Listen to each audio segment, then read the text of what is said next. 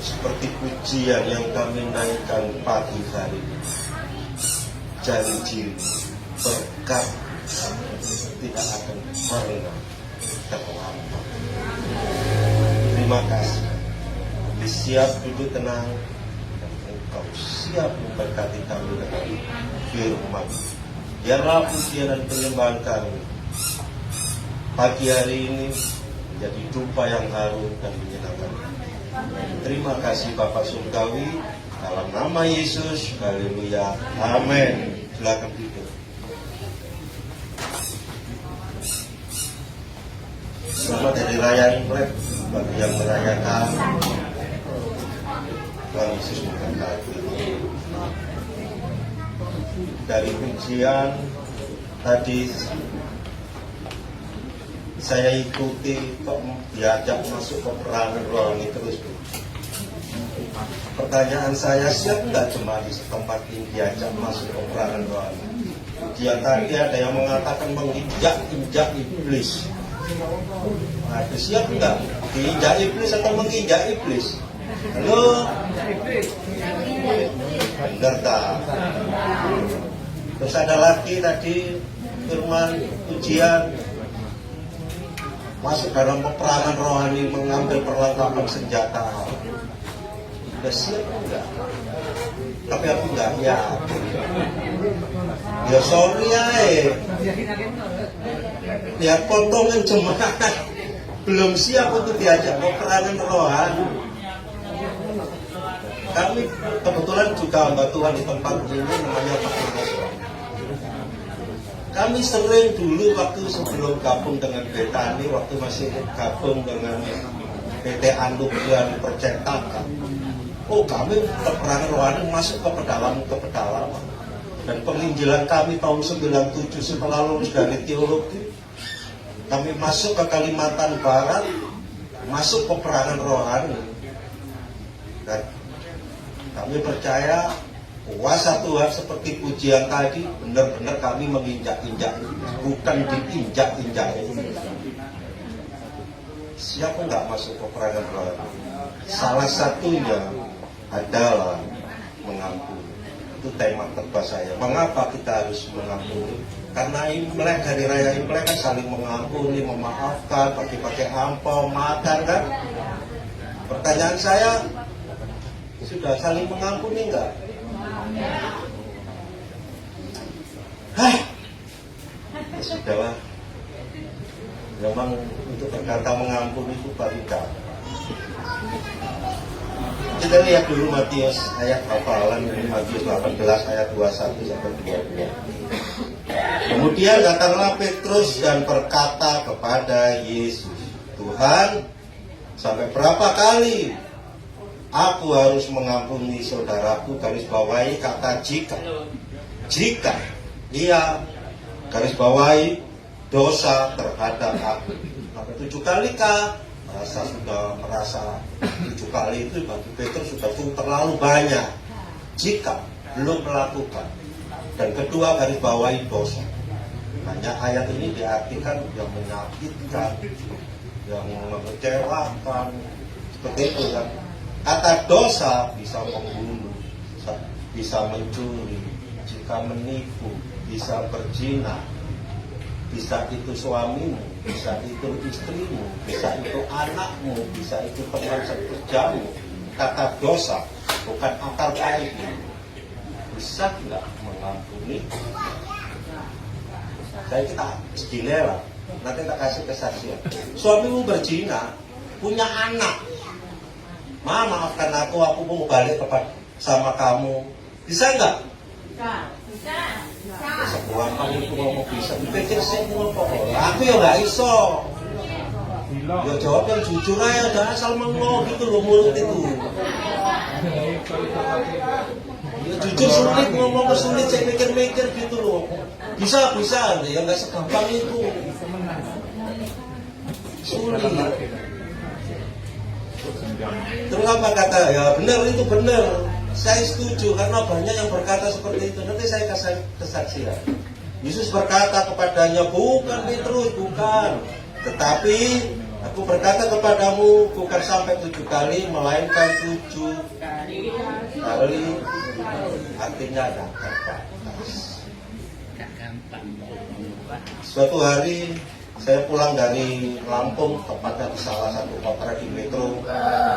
Layanan hampir 1 bulan, pulang ke Blitar. Di Blitar baru mau istirahat. Tapi saya bunyi, padahal di posisi di mana? Mau istirahat Pak, capek. Pulang dari Metro, bisa nggak mendoakan jemaat saya? Kalau Pak Tolak ini teman baik, dan saya sering dijadwal di gerejanya, enggak ini badan capek, ya sudah saya doakan. Saya jemput Pak, berangkat di rumah sakit Wadi Waluyo Blitar. Di situ saya lihat seorang ibu dengan badan yang kurus, tinggal tulang sama kulit. Sudah banyak ambatuan di situ, saudara-saudaranya kumpul. Dan saya memperkenalkan diri, Shalom, ibu ini nggak menyaut. Bapak siapa? Katanya saya pendeta, langsung buang.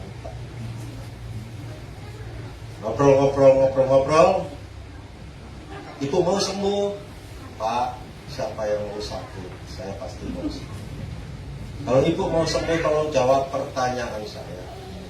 Orang sakit pertama disebabkan diuji oleh Tuhan, seperti Ayub dengan kesalahannya diuji, harta bendanya habis, anaknya meninggal, bahkan istrinya berkata, wis kutuk krono Tuhanmu. Sahabat-sahabatnya meninggal, Ayub sendiri kena penyakit yang parah, tapi dengan kesalahannya Ayub tetap bertahan bahwa Yesus itu baik. Pertama, sakit bisa karena ujian dari Tuhan. Kedua, karena pola makan yang keliru atau gaya hidup yang keliru sehingga timbullah berbagai macam virus penyakit.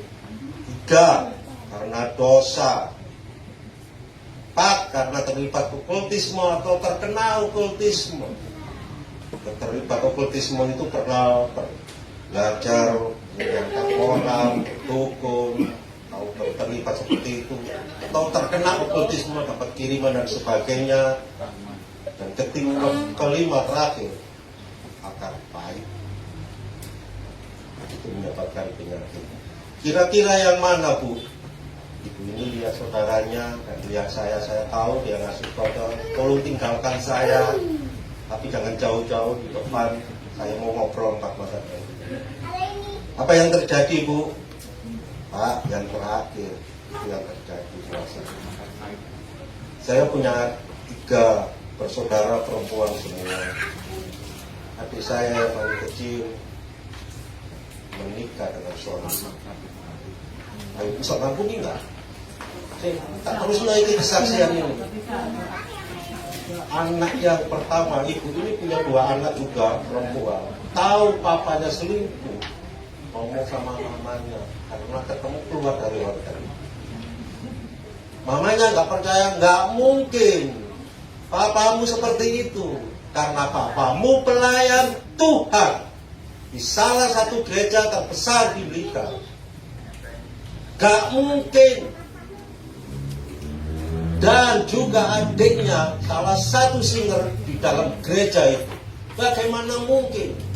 Karena mamanya nggak percaya, ya stres, lari ke narkoba, mabuk, keluar bawa mobil tabrakan, meninggal. Tinggal anaknya yang nomor 2. Tahu papanya selingkuh, cerita sama mamanya karena kedapatan ketemu. Juga mamanya berkeyakinan, istri, suamiku atau papamu nggak mungkin melakukan seperti itu. Anak ini depresi, masuk rumah sakit jiwa. Setelah itu, suaminya sudah cerai berapa bulan kemudian, benar-benar menikah. Ayo bisa ngampuni nggak? Makanya ada asal mengoeng, dengarkan firman Tuhan, dipetir, dicerna, nggak segampang itu, saudara. Ibu ini akhirnya terlibat kena kanker, badannya habis. Cuma dia bertahan karena dia memikirkan anaknya yang ada di rumah sakit jiwa. Ibu mau sembuh? Mau. Ibu mau mengampuni suami itu? Mau. Ibu mau mengampuni anak-anak ibu yang pertama dan yang kedua? Mau. Ibu mau berdamai dengan diri ibu sendiri. Ibu mau mengampuni adik ibu sampai mati Pak Dodi. Saya nggak apa-apa. Saya tahu suamiku di kota. Saya tahu suamiku nggak seperti itu. Saya tahu karakter suamiku karena kami sebuah keluarga. Kami melayani bersama keluarga kami baik-baik saja. Oke, kalau yang satu saya nggak mau mengampuni, terima kasih, saya mau pulang. Kaget. Kalau pendeta kayak aku, apa persatu ngemis. Oh gitu ya Bu, terima kasih, saya mau pulang, tak salah. Tapi sebelum saya pulang, itu surga tertutup buat ibu, itu neraka terbuka. Karena dosa yang nggak bisa diampuni, menghujat Roh Kudus, terlibat okultisme yang belum dilepaskan, susuk, bunuh diri, dan menyimpan akar pahit, siap-siap gentayangan. Kaget ibu. Saya mau pulang, tunggu. Kalau orang saudara menilai saya hamba Tuhan egois, terserah. Itu prinsip karena saya mengambil penginjilan misionaris, bukan untuk pengetahuan. Terserah. Iya. Ini anak saya. Saya panggil semua saudara-saudara. Setelah kami berdoa, Bu, lepaskan pengampunan buat suami. Bisa. Anaknya bisa, dia bisa berdamai. Tapi begitu dia melepaskan pengampunan buat adiknya, kayak tersumbat mulutnya itu sulit. Karena nggak mungkin tangan saya laki pegang mulut perempuan. Saya tahu beretika.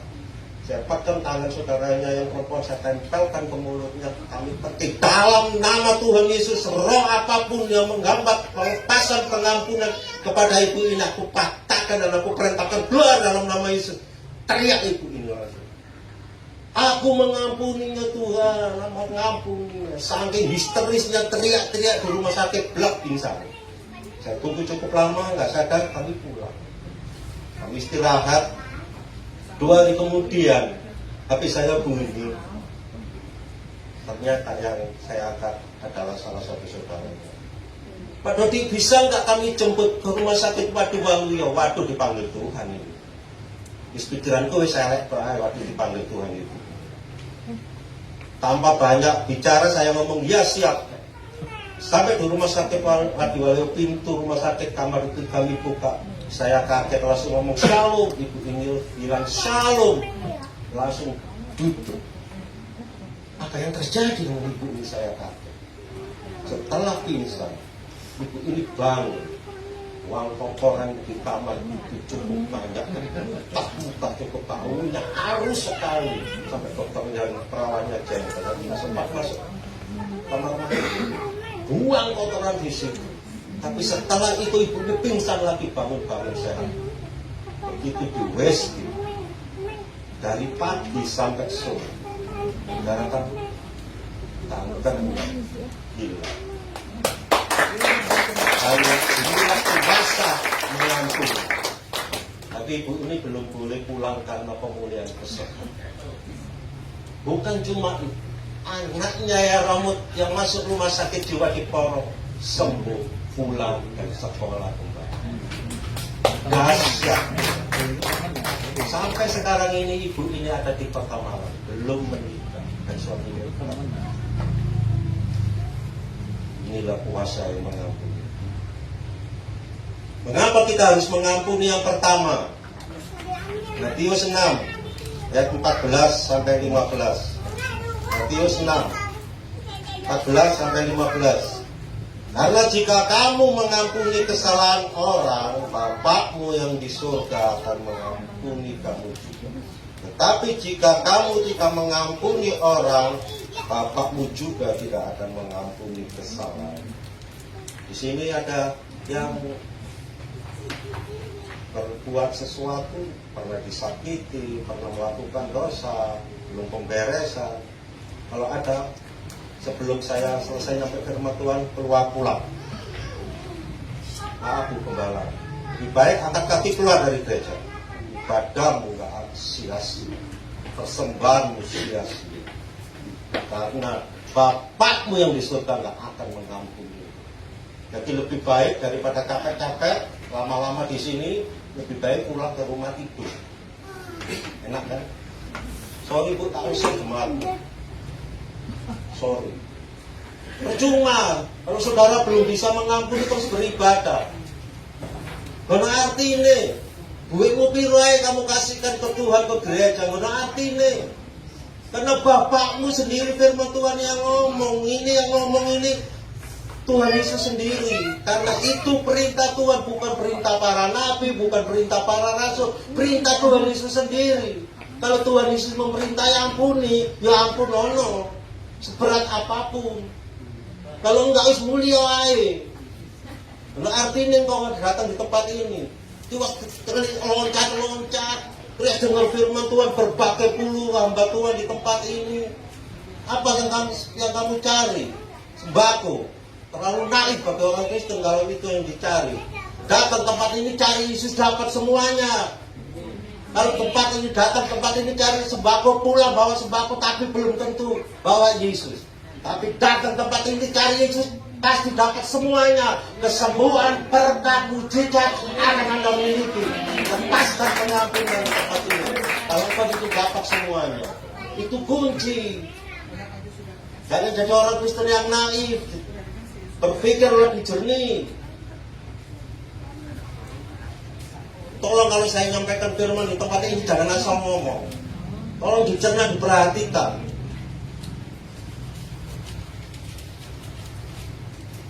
Karena itu perintah Tuhan harus saling mengampuni. Kalau itu perintah para nabi, para rasul, nggak apa-apa saudara. Bahkan Tuhan Yesus pun memberi perintah yang baru. Yohanes 13 ayat 34 berkata begini, Aku memberikan perintah baru kepada kamu, yaitu supaya kamu saling mengasihi sama seperti aku telah mengasihi kamu, demikian pula kamu harus saling mengasihi. Kalau saudara mengasihi seperti Tuhan Yesus mengasihi, saudara, saya orang yang paling tidak berdosa. Saya ada di tempat ini karena pengorbanan Tuhan itu di atas kayu salib, saudara. Mengampuni berat enggak? Saya tahu. Berat, sakit enggak? Saya tahu karena saya pernah dijual nama saya.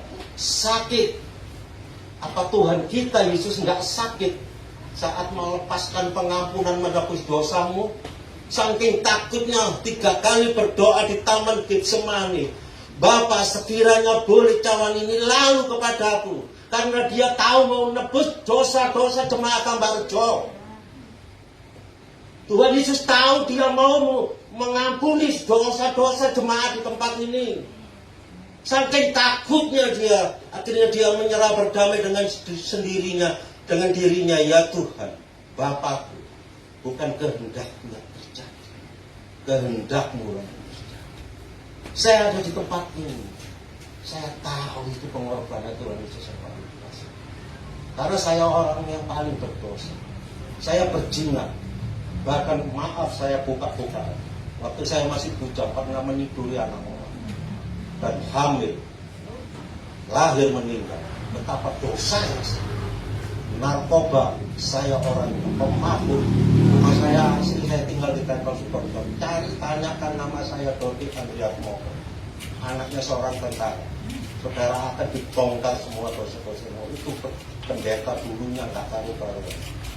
Bukan sekali, 2 kali saya menghamili anak perempuan. Puluhan kali saya menghamili anak perempuan. Saya terlibat narkoba bukan setahun 2 tahun. Saya terlibat minuman keras bukan setahun 2 tahun. Kalau Tuhan panggil saya berdiri di tempat ini bisa menyampaikan kebenaran firman Tuhan. Karena Tuhan itu yang dahsyat mati untuk saya.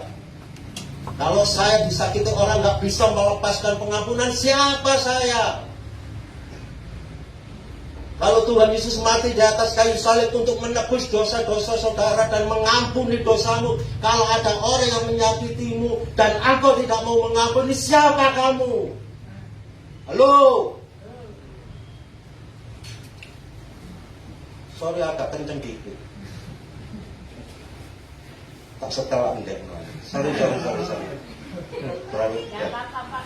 Karena ada orang Medan pembawaannya, saya pernah pelayan di Brastagi. Waduh, orang Medan kalah dengan khotbahnya orang Surabaya. Terus lanjut aja lah, kita terus menunggu. Tapi pertama dan biaya ini nggak dianu apa itu nggak dijadwal lagi. Yang kedua, kenapa kita harus mengampuni? Yang kedua, untuk kepentingan kita sendiri. Kadang-kala kita mau melepaskan pengampunan, kita kadang-kadang berpikir orang ini terlalu marah, sudah terlalu menyakitkan saya, sehingga sulit. Kalau kita mengampuni orang yang bersalah kepada kita, itu bukan untuk kepentingan kita sendiri, tapi bukan untuk kepentingan orang lain, tapi untuk kepentingan diri kita sendiri, supaya kita diberkati, disembuhkan. Kenapa sih? Kalau kita melepaskan pengampunan, ya yang pertama tadi, kita disembuhkan, kita memperoleh damai sejahtera, kelegaan, kita dipulihkan ekonomi kita, baik itu jasmani, jiwani, dan rohani. Kalau kita melepaskan pengampunan, sederhana sih, memang berat. Saya merasakan ada orang yang pernah dikecewakan dengan mata sih. Saya tahu di tempat ini ada, ya mungkin belum bisa move on. Terlalu sakit Pak Pendeta, terlalu sakit saya Pak.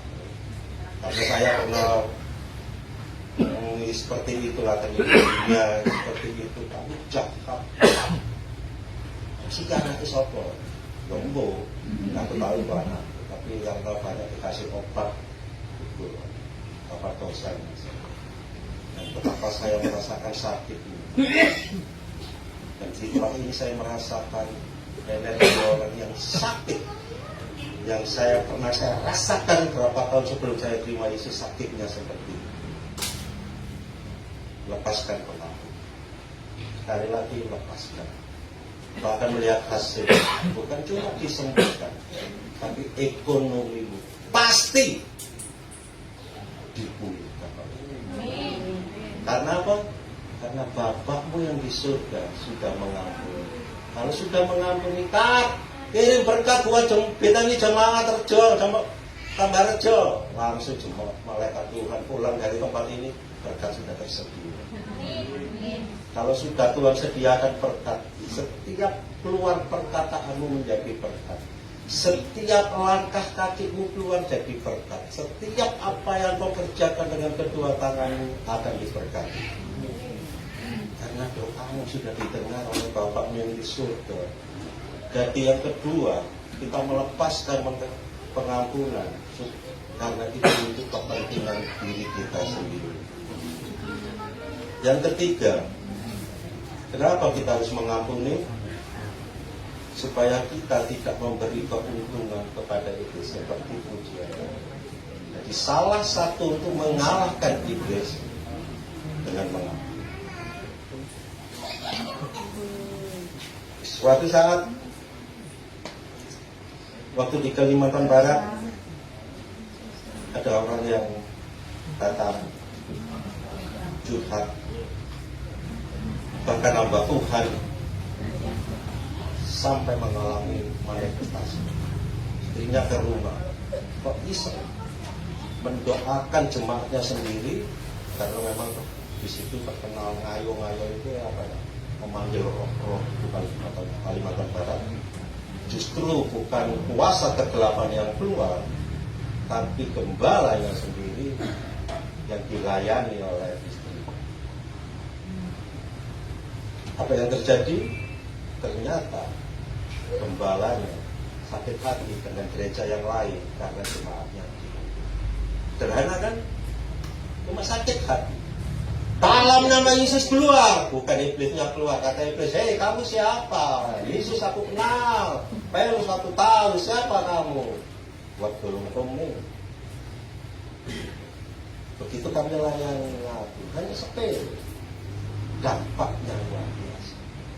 Bukan mengalahkan iblis, tapi gembala ini yang dikalahkan iblis. Bukan menginjak-injak iblis seperti pujian, tapi gembala ini dipermalukan di depan jemaatnya. Hanya karena ngiri jemaat yang direbut dengan gereja yang lain. Kesaksian yang kedua, aku senang ngasih kesaksian. Karena apa? Supaya membuka mindset saudara. Kami sekolah teologi di Semarang. Kami ngambil misionaris atau penginjilan. 1 tahun kami belajar, 6 bulan praktek di pedalaman. Kali lagi ke asrama, belajar setahun, 6 bulan praktek lagi sampai selesai. Nah, sebelum kami praktek membawa anak-anak ini, kebetulan kami staf di asrama itu, doa puasa di Bukit Doa Ungaran. Tahu Ungaran? Bukit Doa Ungaran, pernah ke sana kan? Ya. Puasa 3 hari di sana. Sebelum kita lepas 30 orang ini di pedalaman. Di situ doa pagi, siang, dan sore. Hari yang terakhir, hari pertama saya melayani, hari kedua staf yang melayani, hari ketiga Bapak Gembala kami melayani khotbah tentang inner healing, kesembuhan batin. Setelah melayani, kami doakan semua, selesai, ada seorang anak muda datang. Pendeta, bisa kan doakan mami? Tuh, kami kan sudah, kami doakan yang mana? Yang itu. Namanya kenapa? Dokter mau vonis 1 tahun hingga sampai 1 bulan, mami akan dipanggil ke surga. Mami sudah tahu Pak Pendeta, cuma kalau beri motivasi supaya mami kuat, karena sewaktu-waktu seperti itu. Sudah tinggalkan, kami ingin ketemu. Anak-anak yang lain kami suruh masuk, istirahat karena besok pagi mau berangkat ke Semarang, terus langsung naik kapal ke Kalbar. Kami tinggal, kami bertiga. Kami bertemu dengan ibu ini, ngobrol. 5 hal itu yang kami sampaikan. Kenapa bisa sakit Bu? Yang pertama diuji, apa yang saya sampaikan. Rata-rata orang sakit disebab sakit dan dosa. Ibu ini berkata, Pak, saya punya anak 2 Pak, laki-laki saya. Dan suami saya orang yang sepi, punya penyakit jantung. Itu pernah saya saksikan di Bapak. Semua suaminya punya usaha spare part sepeda motor, dan dia cukup diberkati. Tapi karena kena penyakit jantung, sampai itu tokonya semua dijual, bendanya semua dijual. 1 tahun sembuh, 1 tahun kumat lagi. Diobatkan sembuh, 1 tahun kumat lagi. Begitu terus sampai harta bendanya habis, anaknya 2 laki-laki masih kecil-kecil. Karena sudah kehabisan dana, pinjam lagi saudaranya, dipinjam. Kumat lagi dibawa ke rumah sakit sembuh, 1 tahun kumat lagi, bingung mau hutang ke saudaranya belum dibayar. Sekarang gimana, suami sakit. Akhirnya apa? Dia pinjam ke saudaranya ya Pak. Tuh,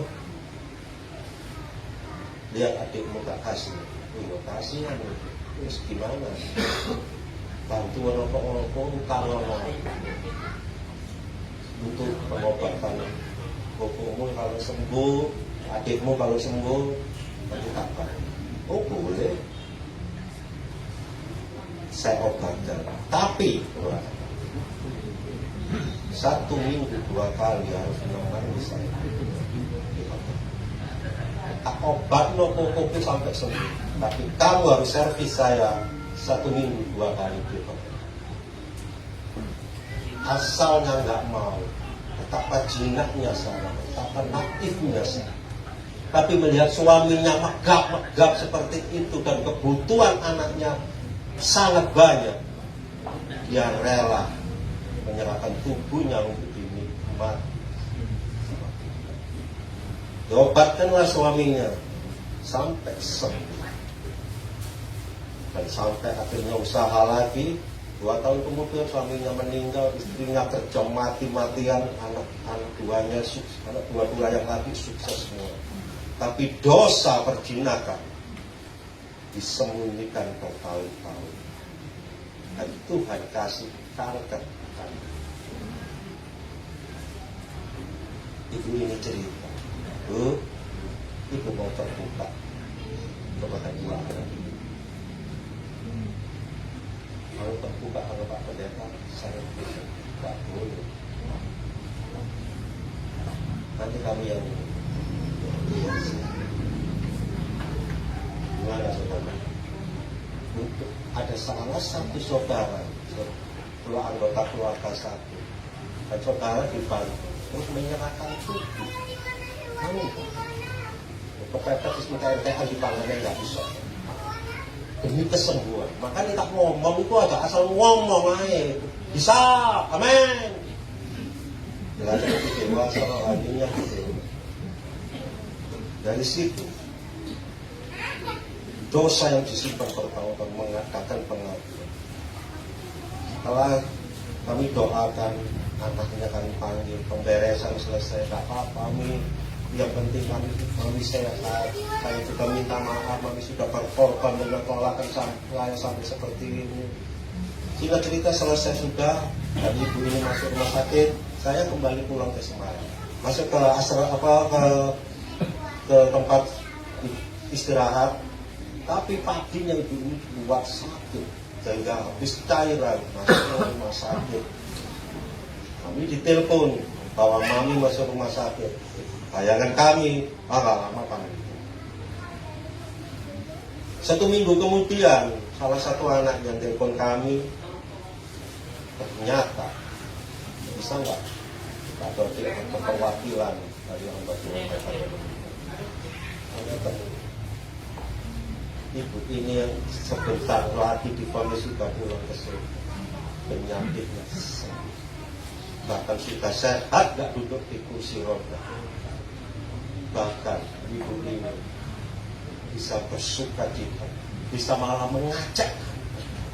Sampai sekarang kalau kami ke Semarang ketemu ibu ini, saya sangat suka diajak Pak Dodi cari rumah makan yang paling mewah di Semarang yang paling enak. Pak Dodi kepingin sampai seperti itu, sukses, sembuh walaupun dalam berbuat dosa.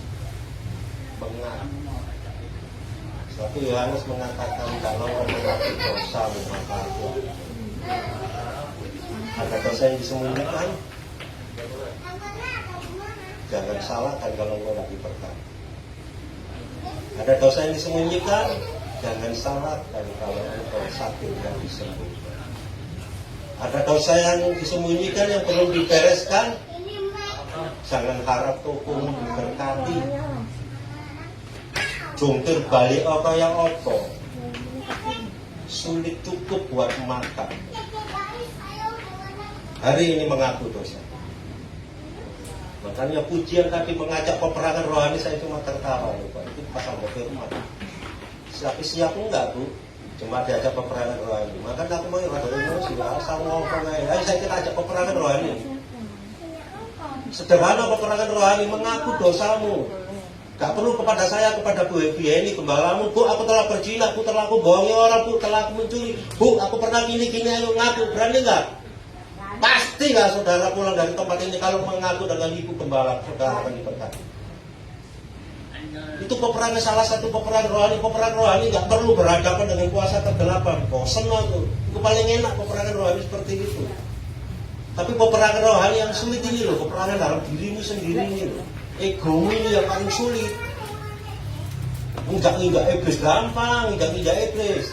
Kalau dirimu beres, kalau nggak beres, saudara yang diinjak-injak belum bisa mengampuni, udah belajar injak-injak iblis. Kadang-kadang geli ya.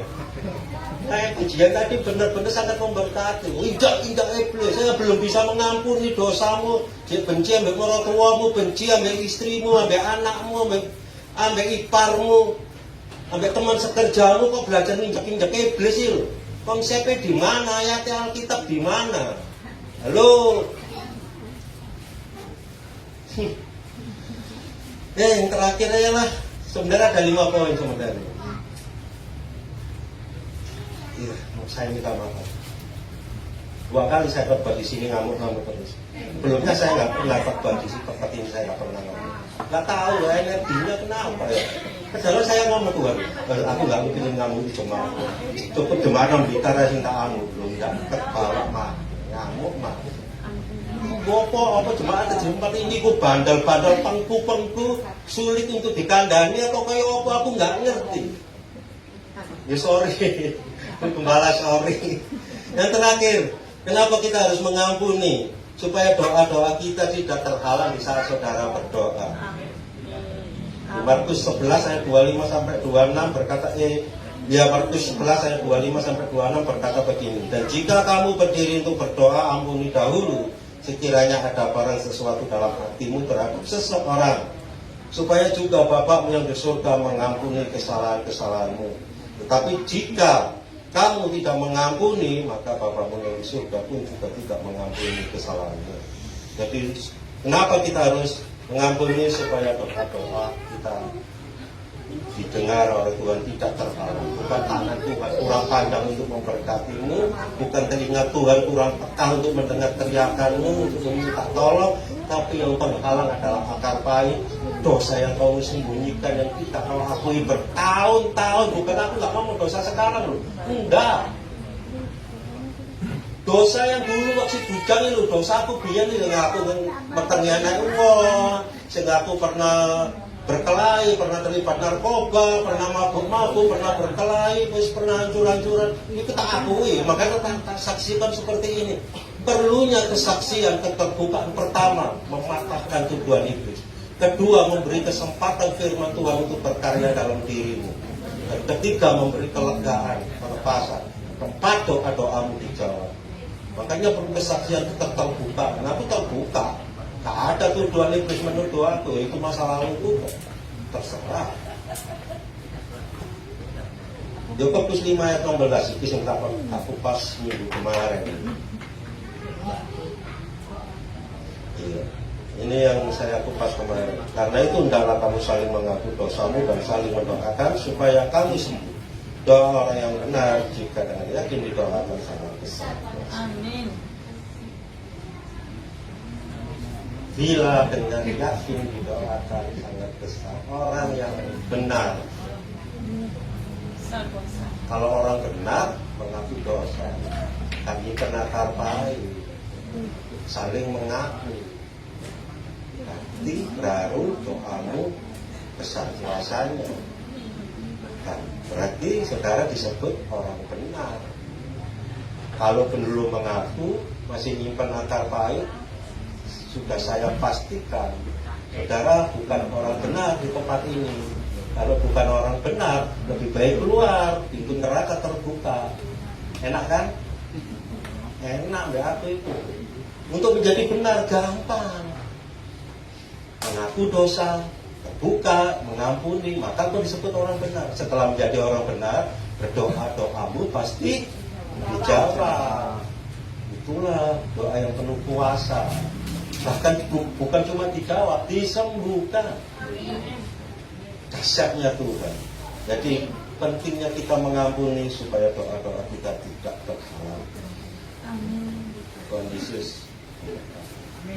Saya ingin lanjut, tapi kita lihat muka-muka sudah menunjukkan kemarahan kepada saya. Aku ini nak turun ke mimbar, bisa berdebar, kuis panas, nanti kuis berdebar. Kita akhiri, ayo kita berdoa, ayo kita naikkan satu pujian yang bisa melegakan hati jemaat supaya pulang di tempat ini, supaya aku nggak dihadang gitu. Lalu aku khawatir dihadang ini diperlaki dan jawab berdoa. Naikkan pujian apa kita selagi.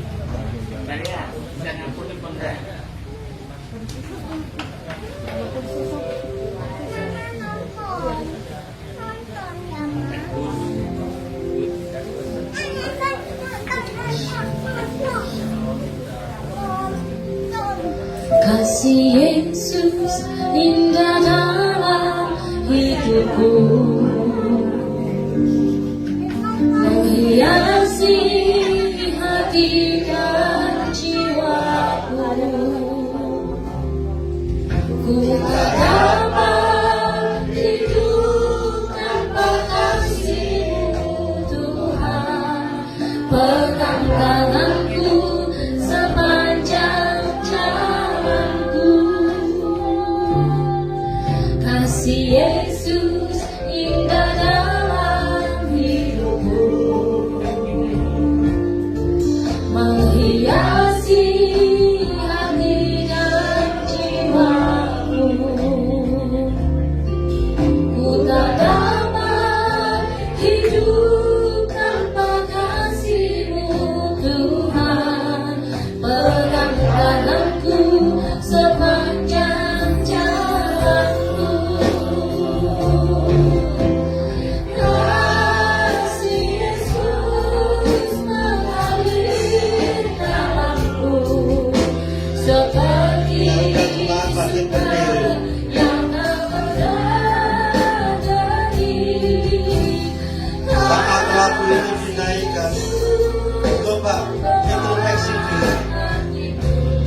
masih ada dosa yang tersembunyi dalam hati.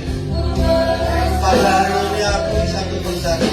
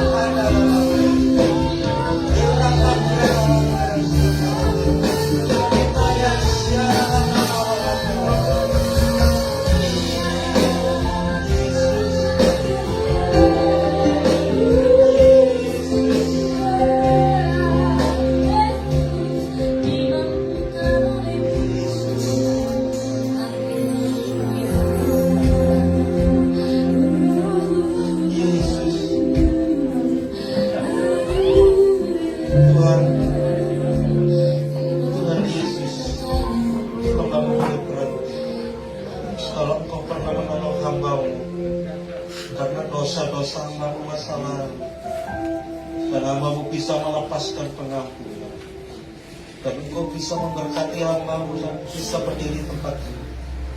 Hambamu minta tolong Tuhan, yang sama Tuhan yang kami sembah, tolong jemaat Tambarjo serta pengurusnya yang terlibat, ampuni semua dosa mereka yang tersembunyi.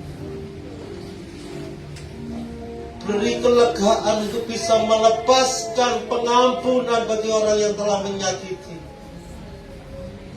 Pulihkan Tuhan. Kami mewakili jemaat-Mu di tempat ini. Kalau mereka ada yang bersalah, tegur kami Tuhan. Ingatkan kami untuk kami bisa menyampaikan kebenaran hati-Mu. Atau sampaikan kepada gembala di tempat ini. Ampuni Tuhan. Hamba-Mu mohon ampuni. Kami yakin kalau Engkau sudah mengampuni jemaat-Mu di tempat ini, kami akan mendengar dan melihat pemulihan, kesembuhan, berkat Tuhan pasti akan terjadi di tempat ini. Terima kasih Bapak Surgawi. Hamba-Mu boleh berhenti. Biar firman Tuhan tersimpan di dalam loh hati jemaat tempat ini. Bukan cuma sebagai pendengar, tapi pelaku firman di tempat ini. Terima kasih Bapak Surgawi. Hamba mengucap syukur dan sudah berdoa di dalam nama Tuhan Yesus. Amin.